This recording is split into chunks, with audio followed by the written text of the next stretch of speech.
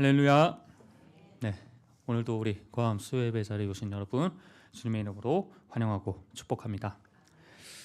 우리는 모두 살아가면서 새로운 경험이나 지식들을 접할 때 그것이 정말로 사실이고 확실한 증거가 있다면 우리는 쉽게 받아들일 것만 같지만, 우리 인간은 그 사실을 있는 그대로 받아들이기보다 나의 경험과 그리고 내가 가지고 있는 이 생각들을 기준으로 이해하고 받아들이는 그러한 경향이 있습니다.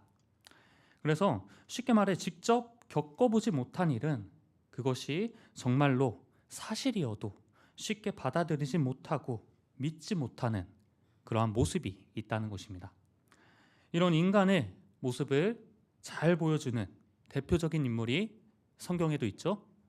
바로 도마는 예수님이 부활하셨다는 그 소식을 들었을 때 그 사실을 있는 그대로 받아들이고 예수님의 부활을 기뻐하는 모습이 아닌, 그가 먼저 했던 말은 내가 그의 손에 못자국과 그리고 옆구리에 손을 넣어보지 않고는 믿지 않겠다라는 말이었습니다.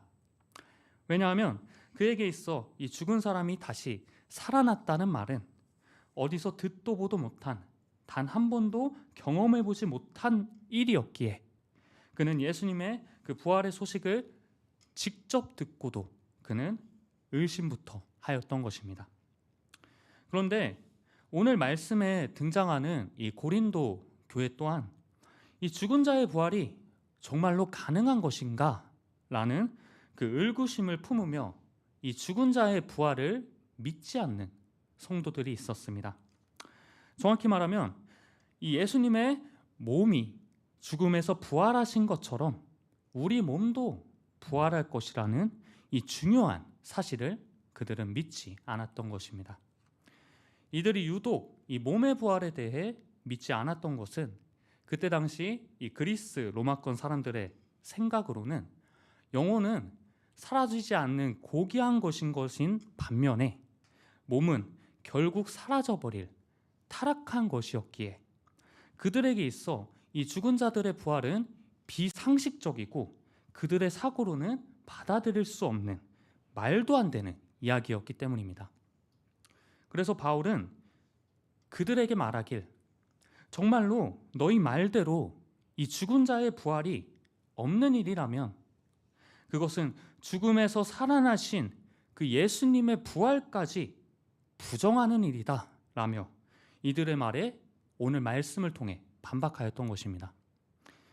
우리가 알아야 할 것은 하나님은 우리의 이 영혼뿐만 아니라 우리의 몸까지 완전히 새롭게 다시 살리시는 분이라는 것입니다. 우리가 죽고 천국에 가면 끝이 아니라 죽음을 이기고 영원히 다시 사신 우리 주 예수 그리스도와 같이 그분 안에 있는 우리들도 그분과 같은 신령한 몸으로 부활하게 된다는 것입니다. 그렇다면 그것이 언제냐? 우리 오늘 말씀 고린도전서 15장 23절 말씀 함께 읽겠습니다. 그러나 각기 자기 차례대로 되리니 먼저는 첫 열매인 그리스도요, 다음에는 그가 강림하실 때에 그리스도에게 속한 자요. 아멘. 바울은 말합니다. 부활의 이 첫 열매이신 우리 주 예수 그리스도가 부활하셨던 것처럼 우리들도 그와 같이 부활하게 된다. 그것이 언제냐? 예수님이 재림하실 때. 예수님이 재림하실 때 그에게 속한 자들, 즉 믿음을 가지고 죽었던 모든 자들이 그와 함께 신령한 몸을 입고 부활하게 된다는 것입니다. 우리는 모두 예수 그리스도를 믿는 자만이 구원받는다는 것을 너무나 잘 알고 있습니다. 예수를 믿기만 하면 구원받는 이 사실이 그냥 겉보기에는 정말로 믿기만 하면 된다고? 정말로 쉬워 보이지만 이 믿음이라는 것은 정말로 내 마음 가운데 이것을 믿느냐 믿지 않느냐, 이 믿음이라는 것은 바라는 것들의 실상이요 보이지 않는 것들의 증거니 나의 생각과 이 경험을 넘어선 나의 머리로 이해되지 않는 이 말도 안 되는 이야기를 믿음으로 믿는 것, 그것이 바로 믿음이라는 것입니다. 2000년 전 그때 당시 예수님이 역사적으로 실제로 죽음을 이기고 부활하셨고, 그 부활하신 주님이 지금도 여전히 우리 가운데 살아계시고 있는 걸 믿는 것, 그것이 바로 진정한 믿음이라는 것입니다. 예수님이 역사적으로 십자가에서 죽으신 것까지는 믿어지지만, 죽음을 이기시고 부활하신 예수님이 부활하셔서 지금도 우리와 살아계시고, 그 살아계신 그 예수님이 믿어지지 않는다면 그것은 불완전한 믿음, 반쪽짜리 믿음이라는 것입니다.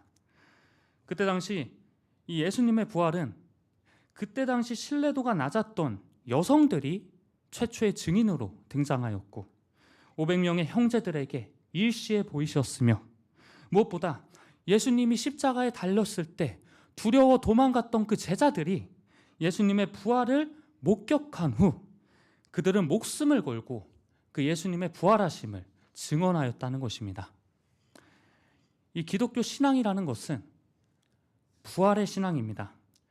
예수님의 부활이 역사적 사실임을 믿고 지금도 살아 역사하시는 그 주님을 믿는 것, 그것이 믿음이며 그것이 우리가 믿는 이 기독교 신앙의 기초라는 것입니다.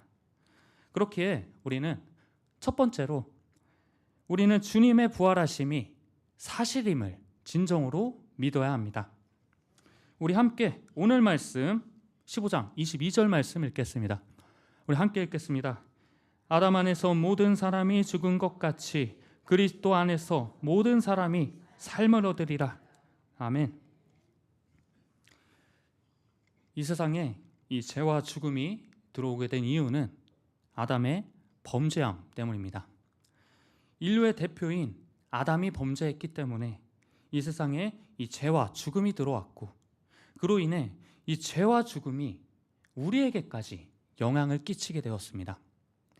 우리는 그 죽음을 피할 수도 없고 우리는 해결할 수도 없는 무기력한 존재였지만, 그럼에도 이 하나님의 은혜로 우리는 이 죄와 죽음에서 벗어날 수 있게 되었습니다.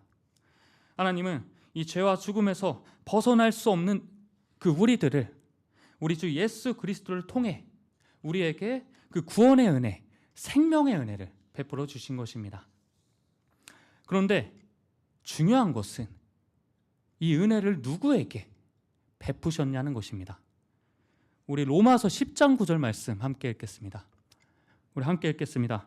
네가 만일 네 입으로 예수를 주로 시인하며 또 하나님께서 그를 죽은 자 가운데서 살리신 것을 내 마음에 믿으면 구원을 받으리라. 아멘. 바울은 말합니다. 이 주님을 나의 구주로 고백하며 그분의 부활을 믿는 자는 구원을 받으리라. 여기서 중요한 것은 입으로만 고백하는 것이 아닌 마음으로 믿는 것, 말뿐인 신앙이 아닌 정말로 주님이 나의 구주이심을, 부활의 주님이심을 내 마음으로 믿는 것입니다. 우리가 알아야 할 것은 우리의 이 예배, 기도, 봉사는 우리가 구원받기 위한 조건이 아니라 이미 받은 것에 대한 우리의 감사의 표현입니다. 그렇기에 이 기독교 신앙의 시작은 주님이 나의 구주이심을, 부활의 구주이심을 믿는 그 믿음에서부터 시작해야 한다는 것입니다. 감리교회의 창시자 존 웨슬리 목사가 있었습니다. 이 존 웨슬리 목사는 구원받지 못한 믿음에 대해 예수님의 십자가 사건 이전 제자들의 믿음에 대해 이야기했는데, 그때 그 제자들의 믿음을 보면 그들은 예수님을 따르긴 했지만 예수님을 정치적 메시아, 로마의 지배로부터 이스라엘을 회복시키실 왕으로 생각하며 주님을 따랐고, 주님이 왕이 되시면 자신들을 높은 자리에 앉게 해달라고 했던 제자들이었습니다. 그렇기에 그들은 예수님이 십자가를 지셔야 한다고 말씀하셨을 때 그들은 예수님을 말리기에 급급했고, 예수님이 인류의 죄를 해결하기 위해 십자가를 지셔야 하는 그 이유에 대해 제자들은 알지 못하였습니다. 하지만 그들이 부활하신 예수님을 만나고 부활하신 그 예수님에 대한 믿음을 가지게 되었고, 그때 그들은 죽음도 두려워하지 않는 그 부활의 증인으로 거듭나게 되었습니다. 모든 인간은 모두 죽음을 두려워합니다. 하지만 우리가 주님의 부활이 이 나의 부활임을 믿을 때 우리는 제자들과 같이 죽음에 대해 담대해지고 두려워하지 않게 되며, 또 죽음이 끝이 아닌 시작임을 믿는, 부활을 소망하는 그리스도인으로 거듭나게 되는 것입니다. 그렇게 둘째로, 우리가 이 부활의 확신을 가질 때 우리는 세상에 집착하지 않게 됩니다. 이 세상을 살아가는 우리들은 모두 언젠가는 죽게 됩니다. 하지만 인간은 이 세상에서 평생을 살 수 있을 것처럼 착각하며 살아갑니다. 그래서 더 많은 것을 가지기 위해 욕심을 부리고, 또 언제나 다른 사람을 생각하기보다 나의 유익을 위해 그것이 잘못된 일인 줄을 알면서도 우리는 죄를 지으며 살아가곤 합니다. 하지만 아무리 과학이 발전하고 의학이 발전하여 이 인간의 수명이 늘었어도 우리는 결국 언젠가는 모두 죽게 됩니다. 하지만 우리는 이 죽음을 외면하고 죽음을 모르쇠하며 살아가곤 합니다. 하지만 우리가 오히려 이 죽음을 기억하게 되면 우리는 세상에 대한 그 집착, 욕망, 그리고 죄악에서 벗어날 수 있게 됩니다. 그래서 초대교회 교부들은 이 죽음이 주는 유익에 대해, 죽음은 우리를 주님 안에서 회개하는 삶을 살아가도록 하고 우리를 정욕과 탐욕에서 벗어나게 하는 구원의 약이라고 이야기하였습니다. 즉, 우리가 언젠가 죽음을 기억할 때 우리는 세상에 집착하지 않게 되고 삶의 방향은 하나님께로 향하게 되고 주님께서 약속하신 그 구원의 약속을 소망하며 살아가게 된다는 것입니다. 예수님의 십자가와 부활로 이미 이 땅의 사망의 권세는 무너졌지만 그것이 완전히 사라지는 것은 예수님의 재림의 때입니다. 그렇게 우리는 아직 이 불완전한 세상 속에서 죄와 사망의 영향력 가운데 살아가고 있기에 우리는 오직 우리의 생명의 길인 예수 그리스도만을 바라보며 그분을 의지하는 그 믿음으로 이 땅에서의 삶을 살아내야 하는 것입니다. 그 믿음은 우리의 삶을 변화시키고 세상과 구별되고 죄와 구별되어 주님의 뜻대로 살아가는 거룩한 그리스도인의 삶을 살아가게 만든다는 것입니다. 우리가 세상과 구별된 이 거룩한 삶을 살아가는 이유는 이 세상에서의 삶이 끝이 아니기 때문입니다. 하나님께서 주실 그 상급과 하나님의 그 나라를, 하나님과 함께할 그 나라를 우리는 소망하기에 우리는 남들이 봤을 때 미련해 보여도 우리는 이 거룩한 삶으로 끊임없이 나아가고자 하는 것입니다.